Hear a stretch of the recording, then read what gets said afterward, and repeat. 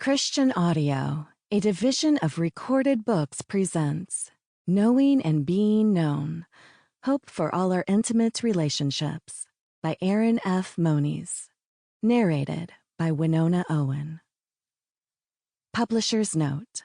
In this audio edition, you will hear references to graphics present in the print and ebook formats of the book. Introduction.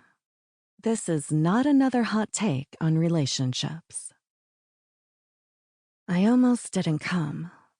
We were talking in the parish hall of a church after I had given a presentation on dating and the kingdom of God.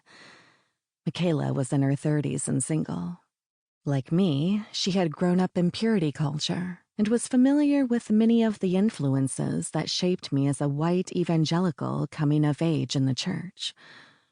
Her admission was rooted in a well-earned skepticism about seminars like mine. She had read the books, seen the video series, and sat through sermon after sermon about Christian dating and marriage. "It's all the same," she said. "I thought this would be too." I knew exactly what she meant. When Michaela and I compared notes, we realized that between us we had close to 20 identical resources starting in the early 1990s to the present that we had both consumed in hopes of finding better answers for questions about intimate relationships.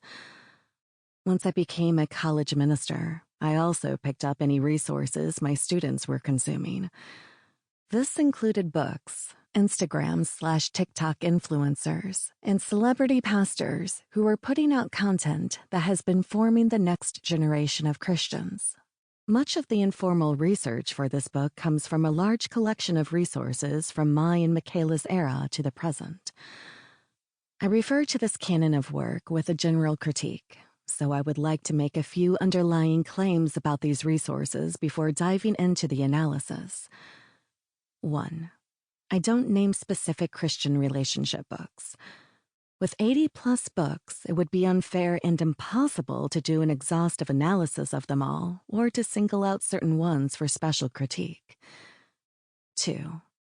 I acknowledge that these resources contain good and valuable content that has and can help Christians with their relationships.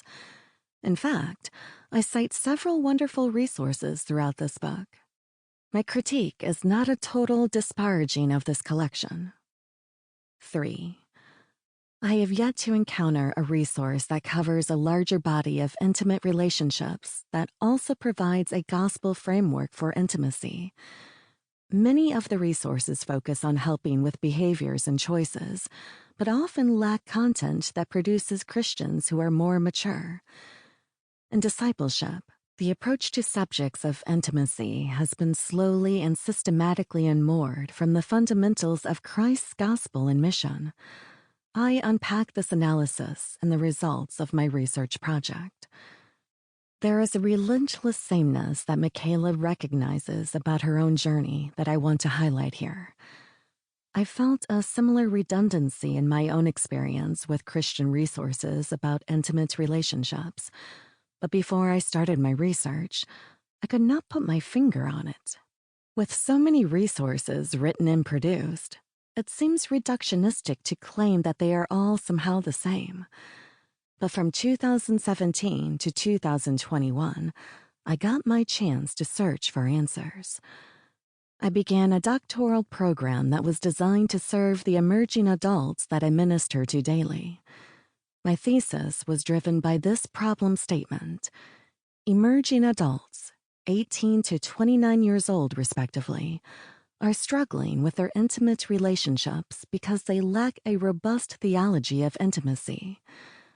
At the start, I had no idea where this robust theology of intimacy was found or what it was, but I was given the chance to conduct some peer-reviewed research and hopefully glean help from my own ministry to emerging adults.